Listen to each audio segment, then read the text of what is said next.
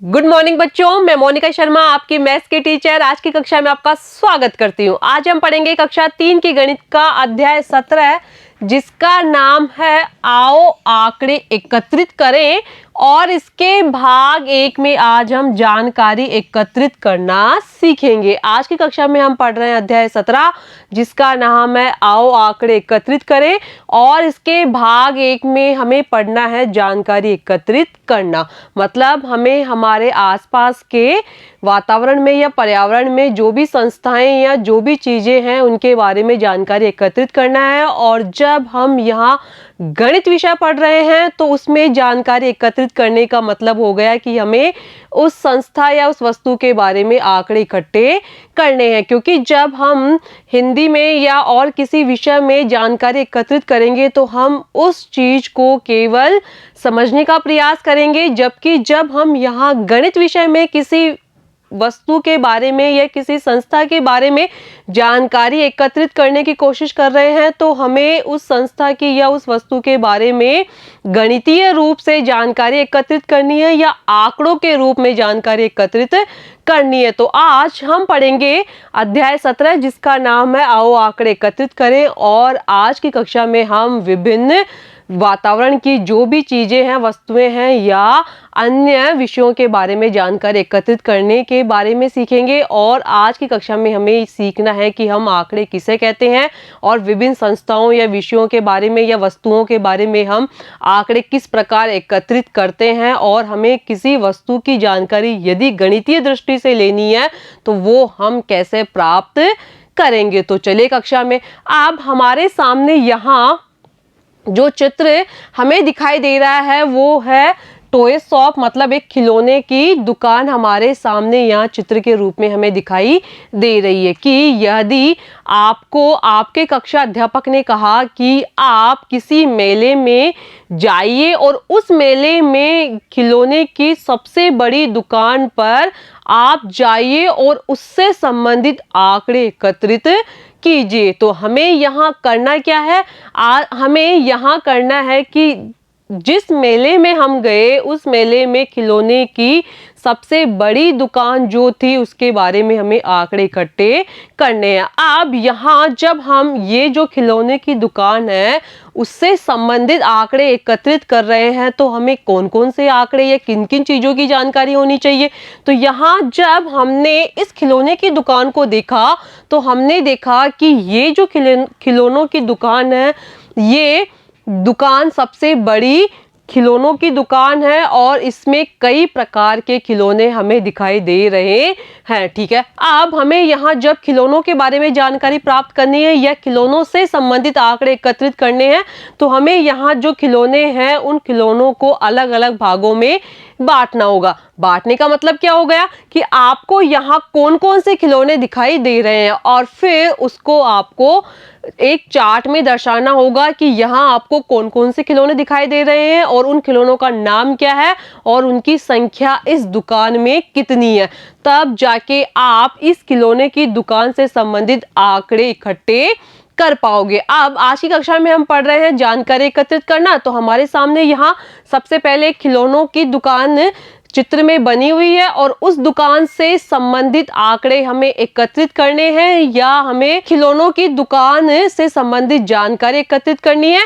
तो इससे संबंधित जो प्रश्न हमें आगे बताए गए हैं उन प्रश्नों का जब हम उत्तर देंगे और उन प्रश्नों से संबंधित जब हम एक तालिका का निर्माण करेंगे और उस तालिका को जब हम देखेंगे तो हम पाएंगे कि हम ने इस खिलौने की दुकान से संबंधित आंकड़ों को इकट्ठा कर लिया और हम इस खिलौने की दुकान से संबंधित आंकड़े किसी को भी बता सकते हैं। तो हमें जब यहाँ जो पहला प्रश्न पूछा गया है वो ये है कि इस चित्र को ध्यान से देखिए और बताइए कि आपके सामने यहाँ जो खिलौनों की दुकान का चित्र बना हुआ है उसको आपको ध्यान से देखना है और हमारे सामने जो प्रश्न लिखे हुए हैं उन प्रश्नों का उत्तर हमें देना है। और जब हम इन प्रश्नों का उत्तर देंगे तो हमें अपने आप पता चल जाएगा कि इस खिलौनों की दुकान में कितने खिलौने हैं, कौन कौन से खिलौने हैं और उनकी संख्या क्या क्या है। और इन प्रश्नों का उत्तर देकर हम इस खिलौनों की दुकान से संबंधित तालिका का निर्माण कर सकते हैं और जैसे ही तालिका का निर्माण हुआ तो अपने आप इस खिलौनों की दुकान से संबंधित आंकड़े हमारे सामने होंगे। ठीक है, तो यहाँ जो पहला प्रश्न है उसमें हमसे पूछा गया है कि कितनी कारें दिखाई दे रही है, कि आपके सामने यहाँ जो खिलौनों की दुकान बनी हुई है उस खिलौनों की दुकान में आपको कितनी कारें दिखाई दे रही है। तो जब हमने इस खिलौने की दुकान को देखा तो हमने देखा कि यहाँ जो कार है वो यहाँ रखी हुई है और उनकी संख्या है 1, 2 और 3। ठीक है, तो यहाँ हम उत्तर में लिख देंगे कि कितनी कारें दिखाई दे रही हैं। तो हमें यहाँ इस खिलौने की दुकान में जो कारें दिखाई दे रही है उनकी संख्या है 3। तो हम यहाँ लिख देंगे उत्तर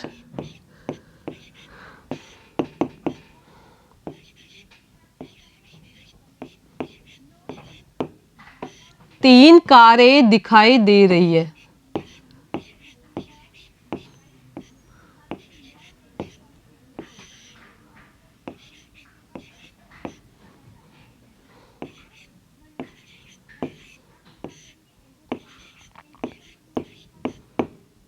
ठीक है, तो यहाँ हमें इस खिलौनों की दुकान से संबंधित जो पहला प्रश्न पूछा गया था उस प्रश्न में हमें पूछा गया था कि आपको इस खिलौनों की दुकान में कितनी कारें दिखाई दे रही है। तो जब हमने देखा कि हमारे सामने यहाँ जो खिलौनों की दुकान का चित्र बना हुआ है उसमें कारों की संख्या है 1, 2 और 3। ठीक है, अब हमारे सामने यहाँ जो दूसरा प्रश्न हमें इस चित्र से संबंधित पूछा गया है या उस खिलौनों की दुकान से संबंधित पूछा गया है वो ये है कि कितनी साइकिलें रखी है, कि यहाँ जो हमारे सामने खिलौनों की दुकान का चित्र बना हुआ है उस खिलौनों की दुकान में कितनी साइकिलें रखी है। तो जब हमने यहाँ नीचे देखा तो हमने देखा कि यहाँ जो साइकिलों की संख्या है वो है 1, 2, 3 और 4। तो हम यहाँ उत्तर में लिख देंगे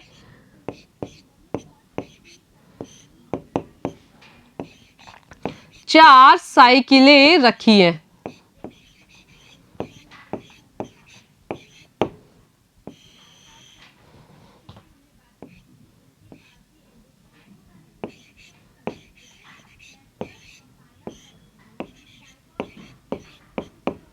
तो यहाँ हमें दूसरा प्रश्न पूछा गया था कि आपको यहाँ जो खिलौनों की दुकान का चित्र बना हुआ है उसमें कितनी साइकिलें रखी है। तो जब हमने साइकिलों को देखा और उनकी संख्या को गिना तो हमने पाया कि यहाँ जो साइकिलें रखी है उनकी संख्या है 1, 2, 3 और 4। तो यहाँ हमने उत्तर में लिख दिया 4 साइकिलें रखी है। अब हमको जो तीसरा प्रश्न पूछा गया है यहाँ खिलौनों की दुकान से संबंधित वो ये है कि कितनी गुड़ियाएं हैं, कि आपके सामने यहाँ जो खिलौनों की दुकान का चित्र बना हुआ है उस दुकान में कितनी गुड़ियाएं हैं। तो जब हम गुड़ियाओं की संख्या को गिनेंगे तो उनकी संख्या है 1, 2, 3 और 4। तो यहाँ गुड़ियाएं हैं 4।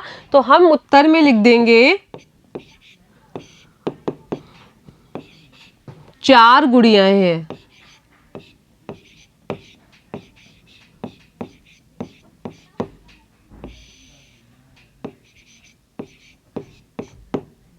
ठीक है, अब जो चौथा प्रश्न हमें पूछा गया है वो ये है कि बड़ी बड़ी गेंदें कितनी है, कि यहाँ प्रश्न संख्या 4 में हमसे पूछा गया है कि ये जो खिलौनों की दुकान है उसमें बड़ी बड़ी गेंदों की संख्या कितनी है। तो जब हम देखेंगे कि गेंदें यहाँ रखी हुई है और उनकी संख्या को गिनेंगे तो उनकी संख्या है 1, 2, 3, 4, 5, 6, 7 और 8। तो यहाँ गेंदों की संख्या है 8। तो हम यहाँ उत्तर में लिख देंगे बड़ी बड़ी गेंदें हैं 8। तो हम यहाँ लिख देंगे उत्तर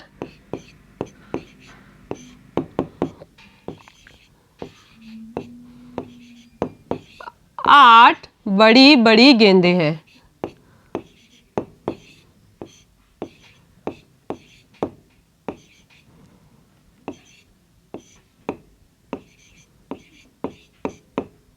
ठीक है, तो यहाँ हमें चौथा प्रश्न पूछा गया था कि बड़ी बड़ी गेंदें कितनी हैं। तो जब हमने यहाँ गेंदों को गिना तो उनकी संख्या थी 1, 2, 3, 4, 5, 6, 7 और 8।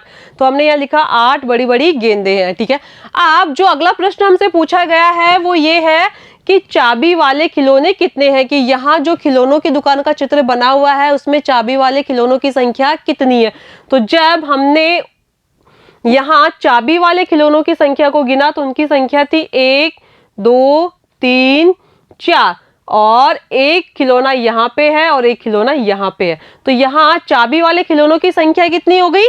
वो हो गई 1 2 3 4 5 और 6। तो यहाँ चाबी वाले खिलौनों की संख्या हो गई 6। तो हम यहाँ उत्तर में लिख देंगे 6 चाबी वाले खिलौने हैं।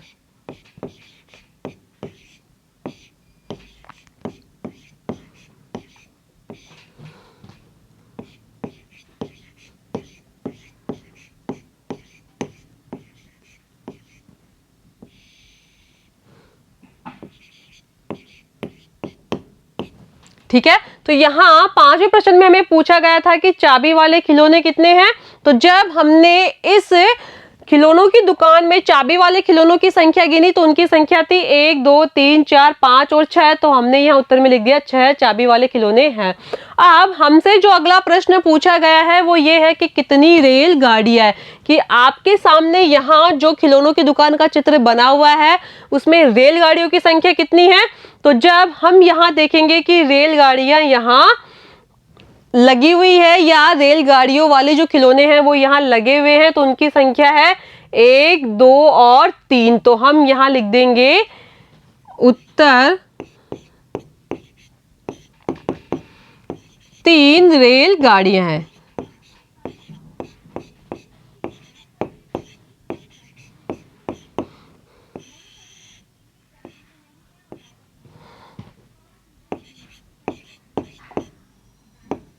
तो जो छठा प्रश्न हमसे पूछा गया था उसमें रेलगाड़ियों की संख्या पूछी गई थी। तो जब हमने यहाँ देखा तो रेलगाड़ियों की संख्या थी 1 2 और 3। तो हमने यहाँ लिख दिया 3 रेलगाड़ियां है। ठीक है, तो यहाँ हमने एक खिलौनों की दुकान से संबंधित आंकड़ों को प्रश्नों के माध्यम से एकत्रित करने का प्रयास किया। अब जब हम इन आंकड़ों को किसी के सामने प्रस्तुत करेंगे तो हम उन्हें इन प्रश्नों के रूप में प्रस्तुत नहीं करेंगे। इसके लिए हमें एक तालिका का निर्माण करना होगा। और वो तालिका कैसे बनेगी? उस तालिका का निर्माण करने के लिए सबसे पहले हमें यहाँ 3 कॉलम बनाने होंगे, 1 2 और 3। अब इन 3 कॉलमों में हमें क्या क्या लिखना होगा?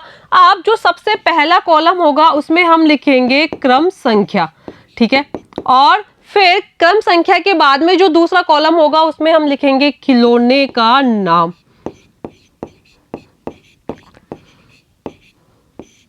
खिलौने का नाम। ठीक है, और जो तीसरा कॉलम होगा उसमें हम खिलौनों की संख्या लिखेंगे कि हमने यहाँ कौन से खिलौने का नाम लिखा है। जैसे हमने लिखा है कि यहाँ रेलगाड़ियाँ, तो हमें इस चित्र में देखकर बताना है कि रेलगाड़ियों की संख्या कितनी है। फिर हमने लिखा है कि यहाँ पे गुड़ियाएं, कि गुड़ियाओं की संख्या कितनी है वो हमें लिखना है। तो हम यहाँ तीसरे कॉलम में लिखेंगे संख्या। ठीक है, और जब हम इस प्रकार की तालिका का निर्माण कर और हमने जब इस दुकान में जो जो खिलौने देखे उनका नाम लिखा फिर उनकी संख्या लिखी, तो जब हम यहाँ खिलौनों की दुकान से संबंधित आंकड़ों को किसी के सामने प्रस्तुत करेंगे तो हमें यहाँ इस प्रकार की तालिका बनाकर और फिर उसके सामने या उनके सामने इस खिलौने की दुकान से संबंधित आंकड़ों को हमें प्रस्तुत करना होगा। ठीक है, अब जब हम आगे देखते हैं तो हमारे सामने एक उदाहरण दिया गया है और उस उदाहरण के माध्यम से हमें कुछ आंकड़े एकत्रित करने सिखाए गए हैं या गणना चिन्ह के बारे में बताने का प्रयास किया गया है। तो यहाँ प्रश्न संख्या 1 में हमें पूछा गया है कि एक मेले में बच्चों के द्वारा पहने गए शर्ट के रंग इस प्रकार थे, गणना चिन्ह गिनकर सारणी को पूरा कीजिए और नीचे दिए गए प्रश्नों का उत्तर दीजिए। कि यहाँ प्रश्न संख्या 1 में आपको ये पूछा गया है कि एक मेले में बच्चों के द्वारा पहने गए शर्ट के रंग इस प्रकार थे, गणना चिन्ह गिनकर सारणी को पूरा कीजिए और नीचे दिए गए प्रश्नों का उत्तर दीजिए। ठीक है, तो यहाँ सबसे पहले आपको एक सारणी का निर्माण करना है और फिर आपको आगे जो प्रश्न पूछे गए हैं इस सारणी से संबंधित उनका उत्तर देना है। अब आपको यहाँ एक कहानी बताई जाती है, वो ये है कि एक विद्यालय है। अब उस विद्यालय के जो अध्यापक है उन्होंने अपने विद्यालय के सभी बच्चों को बाहर घुमाने का एक आयोजन रखा या बाहर घुमाने का फैसला किया। अब वो अपने बच्चों को घुमाने के लिए लेके जाते हैं किसी मेले में, ठीक है, और उन्होंने बच्चों का वर्गीकरण या बच्चों को कुछ इस प्रकार बांटा कि हमें विद्यालय के या हमारे विद्यालय के बच्चों को देखे तो हम उन्हें पहचान सके। तो उन्होंने अपने विद्यालय के जो बच्चे थे उनको यहाँ नीला, काला, पीला और लाल रंग के शर्ट पहना दिए। हमें यहाँ जो जानकारी प्राप्त करनी है या जो जानकारी या आंकड़े इकट्ठे करने हैं वो इस प्रकार है कि जो अध्यापक थे उन्होंने कितने बच्चों को नीला शर्ट पहनाया, कितने बच्चों को काला शर्ट पहनाया और कितने बच्चों को पीला और लाल शर्ट पहनाया। तो यहाँ हमसे पूछा गया है कि मेले में बच्चों के द्वारा पहने गए शर्ट के रंग हमें यहाँ जो गणना चिन्ह बने हुए हैं इस प्रकार के थे। गणना चिन्ह गिनकर सारणी को पूरा कीजिए कि यहाँ हमें गणना चिन्ह के माध्यम से जिन बच्चों ने नीला, काला, पीला और लाल शर्ट पहन रखा था उनकी संख्या को बताया गया है और हमें इन गणना चिन्हों को गिनकर वास्तविक संख्या को यहाँ लिखना है और फिर इस सारणी को पूरा करना है और फिर इस सारणी से संबंधित जो प्रश्न पूछे गए हैं उनका उत्तर हमें देना है, ठीक है। अब जब हम किसी भी वस्तु के बारे में जानकारी एकत्रित करते हैं तो यहाँ हमें गणना चिन्हों का प्रयोग करना होता है क्योंकि हमें उस वस्तु के बारे में जानकारी अलग अलग जगह से मिलती है और जब हम उस वस्तु के बारे में जानकारी प्राप्त करते हैं और वो अलग अलग जगह से मिलती है तो हम उन्हें गणितीय संख्याओं के द्वारा नहीं दर्शा सकते हैं। तो हम उन्हें दर्शाने के लिए इस प्रकार के गणना चिन्हों का प्रयोग करते हैं और जब हम उस वस्तु से संबंधित सभी आंकड़ों को इकट्ठा कर चुके होते हैं तो हम उन गणना चिन्हों को गिनकर उस वस्तु की जो वास्तविक संख्या है उसका पता लगाते हैं। अब यहाँ हमारे सामने जो सारणी बनी हुई है वो एक मेले में एक विद्यालय के विद्यार्थियों के द्वारा विभिन्न रंगों के जो शर्ट पहने गए हैं उससे संबंधित बनी हुई है और इस सारणी को बनाने के लिए सबसे पहले यहाँ 3 कॉलम बनाए गए हैं। जो पहला कॉलम है उसमें शर्ट का रंग लिखा गया है, दूसरा जो कॉलम है उसमें गणना चिन्ह बनाए गए हैं और तीसरा जो कॉलम है उसमें छात्र संख्या लिखी गई है, ठीक है। अब हमें यहाँ इस सारणी को पूरा करना है तो यहाँ जो 2 कॉलम है उनमें शर्ट का रंग, जो पहला कॉलम है शर्ट का रंग उसमें यहाँ नीला, काला, पीला और लाल रंग लिखे हुए हैं।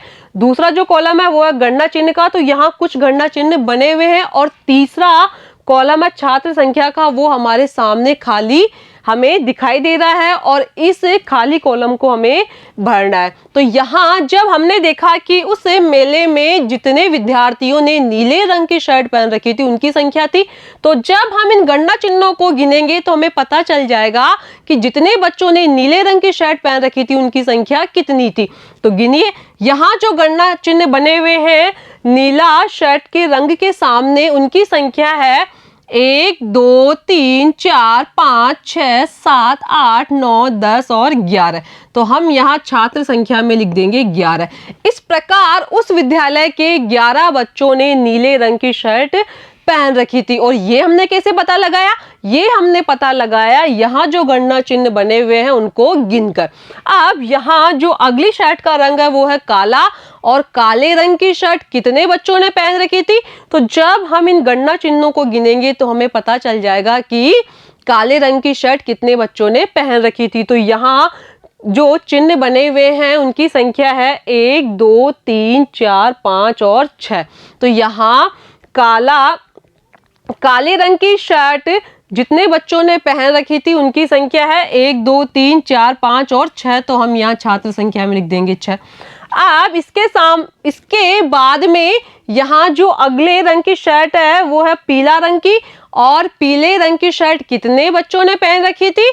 तो यहाँ हम जब इन गणना चिन्हों को गिनेंगे तो हमें पता चल जाएगा कि पीले रंग की शर्ट कितने बच्चों ने पहन रखी थी। तो यहाँ जो गणना चिन्ह बने हुए हैं उनकी संख्या है 1 2 3 4 5 6 7 8 और 9। तो 9 को लिख देंगे हम यहाँ पे, ठीक है। अब जो अगली शर्ट का रंग है वो है लाल, और लाल रंग की शर्ट कितने बच्चों ने पहन रखी थी? तो उनकी संख्या है 1 2 3 और 4 यहाँ लिखी हुई है, ठीक है।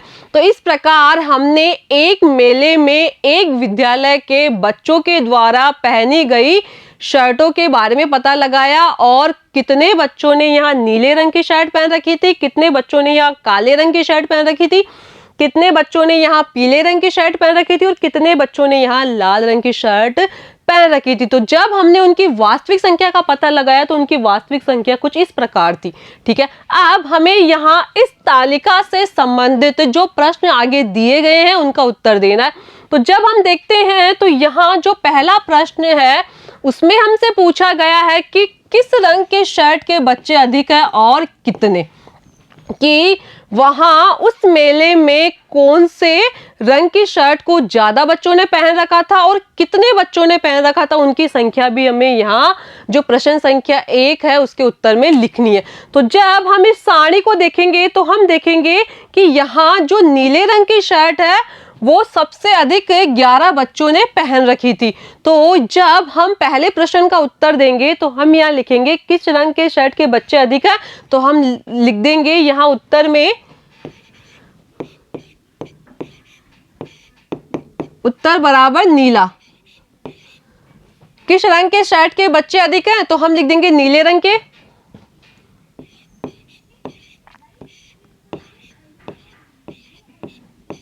नीले रंग के, ठीक है। और कितने, अब यहां उनकी संख्या भी पूछी गई है तो यहां उनकी संख्या है 11, तो हम लिख देंगे नीले रंग के और 11 बच्चों ने।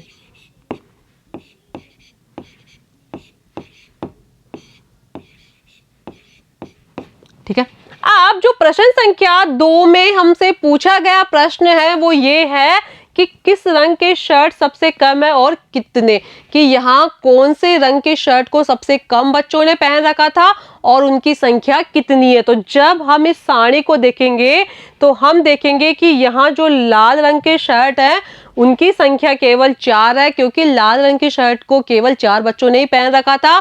तो हम जब दूसरा प्रश्न हमसे पूछा गया है उसके उत्तर में हम यहाँ लिखेंगे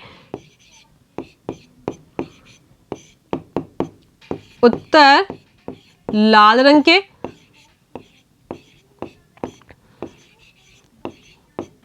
और जब हमें यहाँ संख्या के बारे में पूछा गया है तो हम यहाँ लिख देंगे 4 बच्चों ने।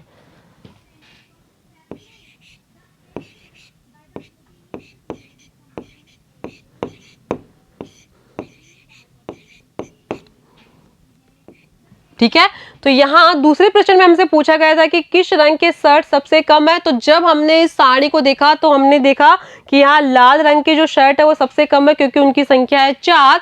तो हम यहाँ लिख देंगे लाल रंग के, और कितने हैं तो उनकी संख्या है 4, क्योंकि 4 बच्चों ने ही लाल रंग की शर्ट पहन रखी थी। अब प्रश्न संख्या 3 में हमसे पूछा गया है कि विद्यालय में गुरुवार को कुल कितने छात्रों ने काली तथा लाल रंग की शर्ट पहनी थी, कि उस विद्यालय में गुरुवार के दिन कितने बच्चों ने यहाँ काली तथा लाल रंग की शर्ट पहनी थी। तो जब हम इस सारणी को देखेंगे तो हम देखेंगे कि जो काले रंग की शर्ट पहन रखी थी उन बच्चों की संख्या थी 6 और पीले रंग की शर्ट जितने बच्चों ने पहन रखी थी उनकी संख्या थी 9। तो हम यहाँ जब 6 + 9 करेंगे तो हमें पता चल जाएगा कि कुल कितने बच्चों ने यहाँ गुरुवार को काली तथा लाल रंग की शर्ट पहन रखी थी। और जब हमने 6 में 9 जोड़ा तो हमें प्राप्त हुए 15, तो हम यहाँ लिख देंगे 15 बच्चों ने।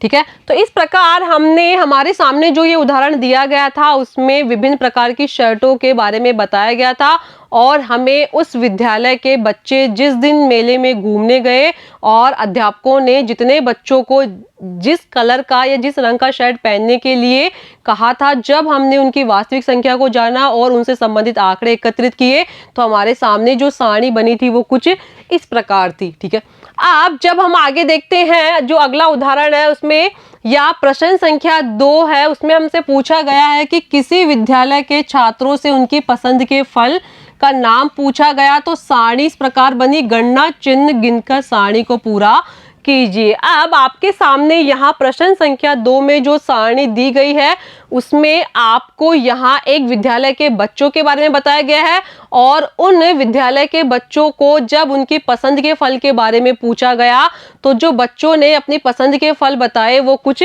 इस प्रकार थे। यहाँ जो फल है उनका नाम है केला, अमरूद, सेब और आम। ठीक है, तो यहाँ जो एक विद्यालय के बच्चों से जब उनकी पसंद के फल के बारे में पूछा गया तो बच्चों ने यहाँ 4 फलों के बारे में बताया और वो 4 फल है केला, अमरूद, सेब और आम।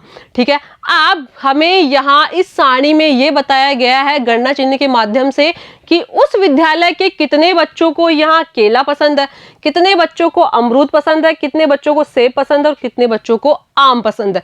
अब यहाँ हमारे सामने सारणी में गणना चिन्ह बने हुए हैं, लेकिन हमें यहाँ बच्चों की वास्तविक संख्या का पता लगाना है कि कितने बच्चों को यहाँ केला पसंद है, कितने बच्चों को अमरूद, कितने को सेब और कितने को आम। तो यहाँ जब हम इन गणना चिन्हों को गिनेंगे और उनकी वास्तविक संख्या का पता लगाएंगे तो हमें यहाँ इन गणना चिन्हों को गिनकर जो तीसरा कॉलम खाली है उसमें लिखना पड़ेगा, तो हमें अपने आप छात्रों की वास्तविक संख्या का पता लग जाएगा। तो इस सारणी को बनाने के लिए सबसे पहले हमने 3 कॉलम बनाए। पहले कॉलम में हमने फल का नाम लिखा कि जो विद्यालय के सभी बच्चों से पूछा गया कि आपको कौन से फल पसंद है, तो विद्यालय के बच्चों ने 4 फलों के नाम बताए और वो है केला, अमरूद, सेब और आम। फिर जो दूसरा कॉलम बनाया उसमें हमने गणना चिन्ह बनाए कि कितने बच्चों को यहाँ केला पसंद है, कितने बच्चों को अमरूद, कितने बच्चों को सेब और कितने बच्चों को आम। ठीक है, अब जब हम इन गणना चिन्हों को गिनकर यहाँ जो तीसरा कॉलम है उसमें लिखेंगे तो हमें यहाँ छात्रों की वास्तविक संख्या का पता लग जाएगा। तो जब हमने यहाँ देखा कि जो पहला फल है वो है केला और उसके सामने जितने गणना चिन्ह बने हुए हैं उनकी संख्या है 1, 2, 3, 4, 5 और 6, तो हम यहाँ लिख देंगे छात्र संख्या में 6। ठीक है, अब जो अगला फल हमें दिया हुआ है उसका नाम है अमरूद और अमरूद के सामने जितने गणना चिन्ह बने हुए हैं उनकी संख्या है 1, 2, 3, 4, 5, 6, 7, 8, 9, 10 और 11। तो यहाँ अमरूद के सामने जितने गणना चिन्ह बने हुए थे उनकी संख्या थी 11, तो हम यहाँ लिख देंगे 11। ठीक है, अब यहाँ जो अगला फल है वो है सेब और सेब के सामने जितने गणना चिन्ह बने हुए हैं उनकी संख्या है 1, 2, 3, 4 और 5, तो हम यहाँ लिख देंगे 5। ठीक है, अब जो सबसे अंतिम फल है जिसका नाम बच्चों ने बताया था अपनी पसंद में वो है आम और आम कितने बच्चों को पसंद है, तो हम इन गणना चिन्हों को गिनते हैं तो हमें पता चल जाएगा कि आम उस विद्यालय के कितने बच्चों को पसंद है। तो यहाँ आम के सामने जो जितने गणना चिन्ह बने हुए हैं उनकी संख्या है 1, 2, 3, 4, 5, 6, 7, 8, 9 और 10, तो हम यहाँ लिख देंगे 10। ठीक है, तो इस प्रकार हमने गणना चिन्हों को गिनकर छात्रों की वास्तविक संख्या का पता लगाया कि कितने बच्चों को कौन कौन से फल पसंद है। अब हमें इस सारणी से संबंधित जो प्रश्न आगे दिए हुए हैं उनका उत्तर देना है। तो यहाँ जो प्रश्न संख्या 1 में हमसे पूछा गया है वो ये है कि केला और सेब पसंद करने वाले कुल छात्रों की संख्या कितनी है। कि यहाँ जो हमने पीछे अभी सारणी बनाई थी उसमें केला और सेब पसंद करने वाले बच्चों की कुल संख्या हमें प्रश्न संख्या 1 में पूछी गई है।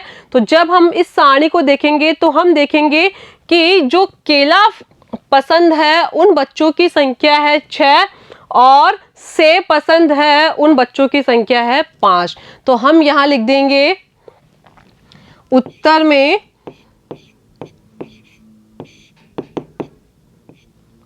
6 + 5। ठीक है, तो यहाँ जो केला पसंद था वो था 6 बच्चों को और सेब पसंद था 5 बच्चों को। तो जब हम यहाँ केला और सेब दोनों को पसंद करने वाले छात्रों की कुल संख्या बतानी है हमें, तो यहाँ हमें 6 में 5 जोड़ने होंगे और जब हमने 6 में 5 जोड़े तो यहाँ हमने लिखा 6 + 5 और जब हम 6 में 5 जोड़ेंगे तो हमें प्राप्त होंगे 11, तो हम यहाँ लिख देंगे 11 बच्चे। तो यहाँ प्रश्न संख्या 1 में हमें पूछा गया था कि केला और सेब पसंद करने वाले कुल छात्रों की संख्या कितनी है। तो जब हमने कुल छात्रों की संख्या पता की तो उनकी संख्या थी 11 बच्चे। ठीक है, अब यहाँ प्रश्न संख्या 2 में हमसे पूछा गया है कि कौन सा फल सबसे अधिक पसंद किया गया और कितने छात्रों द्वारा। कि उस विद्यालय के जो विद्यार्थी थे या छात्र थे उन छात्रों में सबसे अधिक बच्चों ने कौन से फल को पसंद किया और कितने बच्चों ने किया। तो जब हम इस सारणी को देखेंगे तो हम देखेंगे कि यहाँ जो अमरूद है उसको यहाँ 11 बच्चों ने पसंद किया है। तो यहाँ सबसे अधिक संख्या में पसंद करने वाला जो फल है वो है अमरूद, क्योंकि अमरूद को यहाँ 11 बच्चों ने या विद्यार्थियों ने पसंद किया है। तो हम यहाँ जो ये दूसरा प्रश्न है उसके उत्तर में लिख देंगे अमरूद और कितने बच्चों के द्वारा पसंद किया गया अमरूद फल, वो किया गया 11 बच्चों के द्वारा।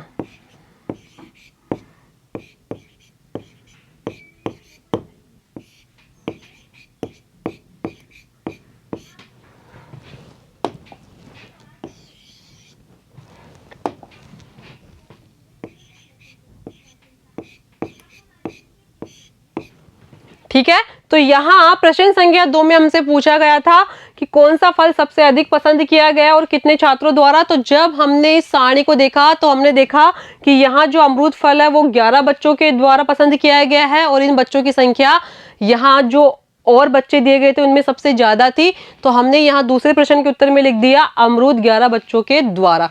अब यहाँ जो प्रश्न संख्या 3 में हमसे पूछा गया है वो प्रश्न है कि विद्यालय में चारों फलों को पसंद करने वाले कुल कितने छात्र हैं। कि यहाँ हमें उस विद्यालय में पढ़ने वाले छात्रों की कुल संख्या को बताना है और हमें इस प्रश्न को कुछ इस तरीके से पूछा गया है कि विद्यालय में चारों फलों को पसंद करने वाले कुल कितने छात्र हैं। तो यहाँ जो चारों फलों को पसंद करने वाले थे उन छात्रों की संख्या हमें यहाँ बतानी है। तो ये जब हम इस सारणी को देखेंगे तो हम देखेंगे कि यहाँ जो 4 फल है उनका नाम है केला, अमरूद, सेब और आम। तो हम यहाँ उत्तर में लिखेंगे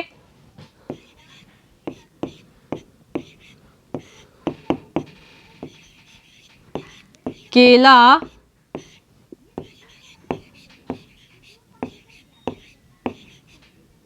अमरूद, सेब और आम। ठीक है, अब जब हम देखेंगे कि यहाँ जो केला फल पसंद है जिन बच्चों को उनकी संख्या है 6 और अमरूद फल को पसंद करने वाले बच्चों की संख्या है 11 और सेब पसंद करने वाले बच्चों की संख्या है 5 और आम पसंद करने वाले बच्चों की संख्या है 10। तो जब हम इन चारों संख्याओं को वहां लिखकर इनको जोड़ेंगे तो हमें पता चल जाएगा कि चारों फल पसंद करने वाले बच्चों की कुल संख्या कितनी है। तो हम यहाँ लिखेंगे आगे केला पसंद करने वाले बच्चों की संख्या है 6, अमरूद पसंद करने वाले बच्चों की संख्या है 11 और सेब पसंद करने वाले बच्चों की संख्या है 5 और आम पसंद करने वाले बच्चों की संख्या है 10। तो जब हम इन्हें जोड़ेंगे तो हमें पता चल जाएगा कि विद्यालय में चारों फलों को पसंद करने वाले कुल कितने छात्र हैं। ठीक है, तो जब हमने इन संख्याओं को लिख दिया और जब हम इन्हें जोड़ेंगे तो सबसे पहले हमें इन संख्याओं के इकाई वाले अंकों को जोड़ना होगा। तो यहाँ इकाई वाले अंक 6, 1, 5 और 0 और जब हम 6 में 1 जोड़ेंगे तो हमें 7 प्राप्त होंगे और जब हम 7 में 5 जोड़ेंगे तो हमें 12 प्राप्त होंगे और जब हमने 12 में 0 जोड़ा तो हमें प्राप्त होंगे वापस 12 ही। तो यहाँ जो संख्या 12 है उसमें इकाई वाला अंक है 2, तो उसे हम इकाई वाले अंकों के नीचे लिख देंगे और यहाँ जो धाई वाला अंक है वो है 1, उसे हम धाई वाले अंकों के ऊपर हासिल के रूप में लगा देंगे। और जब हमने यहाँ धाई वाले अंकों को जोड़ा तो उनकी संख्या थी 1, 2 और 3, तो हम यहाँ लिख देंगे 3। ठीक है, तो इस प्रकार जो तीसरा प्रश्न हमसे पूछा गया है उसका उत्तर है विद्यालय में चारों फलों को पसंद करने वाले कुल कितने छात्र हैं, तो उनकी संख्या है 32। ठीक है, और ये हमने कैसे पता लगाया, ये हमने जब चारों फलों का नाम लिखा और फिर उनको पसंद करने वाले विद्यार्थियों की संख्या लिखा और फिर उन चारों को जोड़ा तो हमें पता चल गया कि विद्यालय में चारों फलों को पसंद करने वाले बच्चों की संख्या है 32। ठीक है बच्चों, आपको आज की कक्षा कैसी लगी। आज की कक्षा में हमने अध्याय 17 जिसका नाम है आओ आंकड़े एकत्रित करें के भाग 1 में जानकारी एकत्रित करना सीखा और आगे की कक्षा में हम इससे अगले भाग के बारे में पढ़ेंगे। धन्यवाद।